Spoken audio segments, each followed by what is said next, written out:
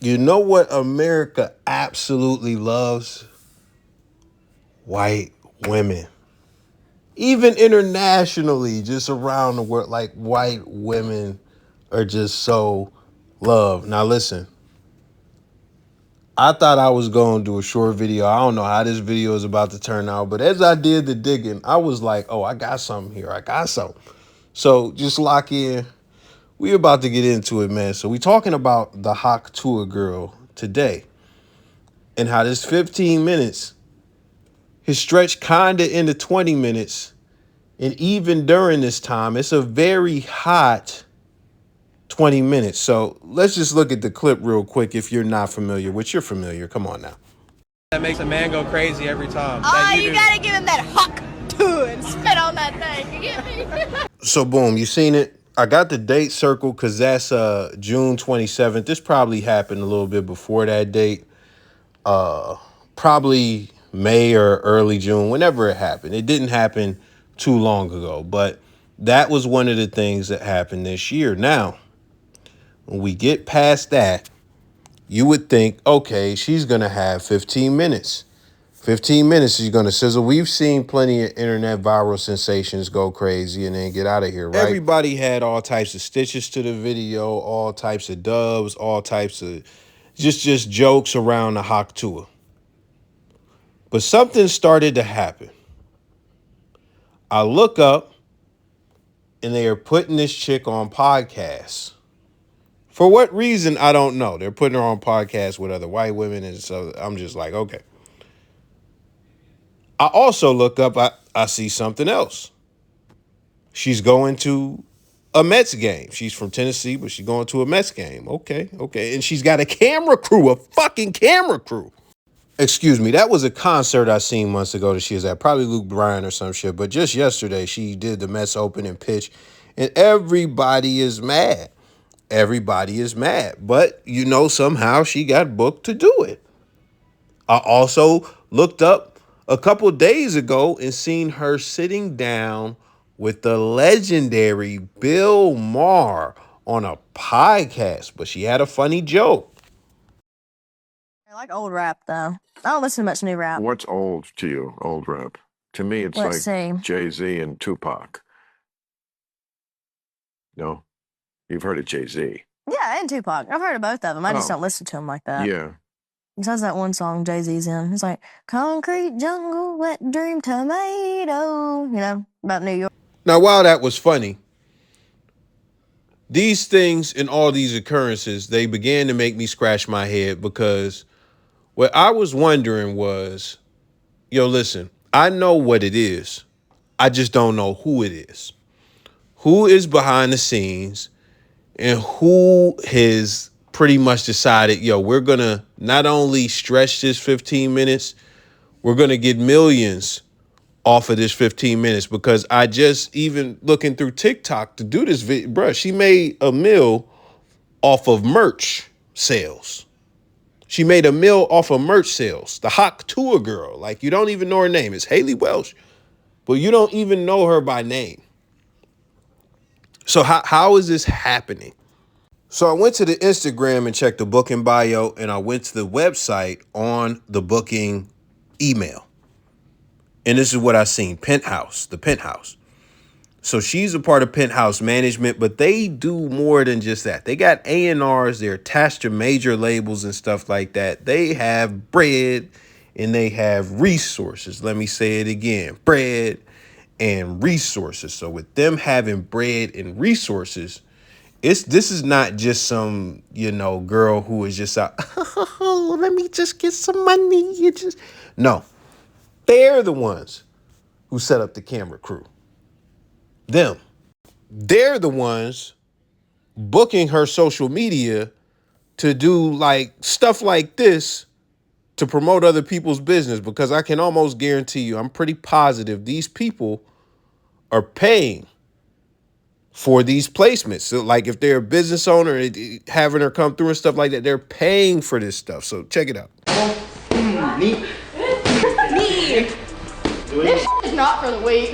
We're doing Muay Thai today, and we're gonna be kicking his ass. Hey, this is Coach Al here at NCAA, and today we run the ladies through some fundamentals of Muay Thai. Front of your face so you can kind of use them shields. You're going to have your hands open to start. Pivot on that back foot. Ooh, good. Yeah. Now get cross. Ready? Boom. That could be James' best. Now, listen, I could be wrong about these people paying for it, but I can guarantee you somebody somewhere on the page is paying for some type of exposure through this chick because she has 2 million followers.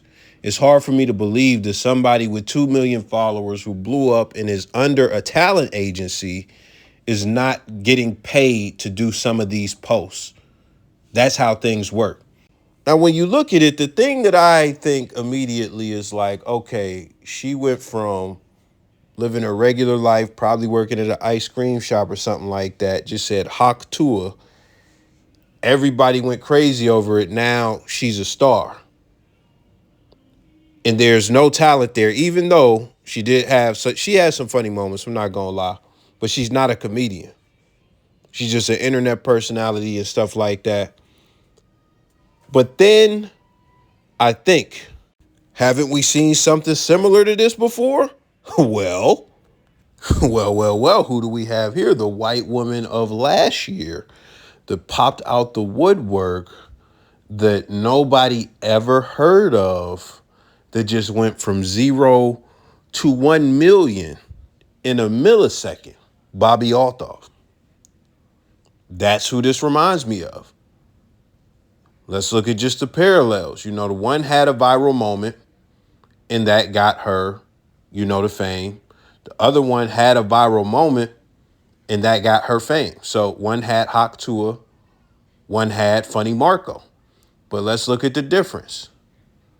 Day one, Bobby Altoff. She was a content creator before, but nobody black knew her. Like the majority of us had no idea who she was. And even then, she wasn't that popular. She gets this podcast. The first episode has Funny Marco on it. The second episode has, I think, Lil Yachty. And then the third episode has Drake. Something along those lines. Whatever it was, and that might not even be the right order. It might have been within a span of 5 episodes, but she went from 0 to 1 million. The reason she went from 0 to 1 million is because of who was managing her. Now, I can't pinpoint that, but I do remember there was an episode, and somebody else did a longer video on this, where she did a podcast with Mark Cuban, and Mark Cuban mentioned, oh yeah, I know the people who are managing you, you're going to be fine. They're gonna make sure everything goes smooth and all this stuff. So that exposed, okay, she's being managed by somebody. This is what happens. These companies come in and they put I don't know if they put these chicks in 360 deals or whatever the case may be, but they put a lot of money into these chicks. They give them top tier resources. They get them around top tier talent. Like old girl, they put her with Bill Maher and all these people. And when it comes to Bobby, she is around top tier talent as well, as far as, Drake, Yachty, and all the other people that she's got. She's way out of here. She's in a whole different stratosphere than the other girl, as far as, the Hawk Tuah girl, because she's been putting in the work over the course of a year and a half, something like that. And when I say putting in the work, I mean putting out podcasts, and she even strayed away from black people and started having all the hottest white people, and then realized, okay, kind of need the niggas a little bit, gave Funny Marco some money on one of the episodes, apologized to him, I think. I can't remember, man. But listen, I just want to get this out the way before we go to the last point. Like I said at the top of the video, I think that white women are just the most loved when it comes to just society, because Bobby and this chick are out of here. They're out of here, but I just don't see the talent. I don't see the talent. Let me say it again. I don't see the talent, but everybody loves them and they're constantly being talked about and they're on all these platforms, et cetera, et cetera. But listen, I do want to say, man, I'm not mad at them getting a bag. Get your bag. Because there is something that is bigger than just, oh yeah, they love white women and these chicks don't have talent and stuff like that. It's something much bigger than that. And when you look at streamers, I look at people like Casanat. I look at people like you could say the whole what you call it, AMP. You got other streamers like Rage and etc. I can name a bunch of them. It's the Speed. One that I absolutely hate is Sneeko, So Illuminati, etc. The thing about these guys is, as far as most of the guys that I name, including Sneeko, is that they are actually entertaining, and most of them got it out the mud. Meaning that they were doing this when they were poor. They really had to build up their audience and their fan base. So it's not a 15-minute situation at all. And it's not a situation where they just got signed to somebody and people just started to put them in rooms. But what a lot of people look at is they look at, these dudes are talentless and they don't have anything going and they did XYZ. These guys are famous for nothing. That's how some guys look at it.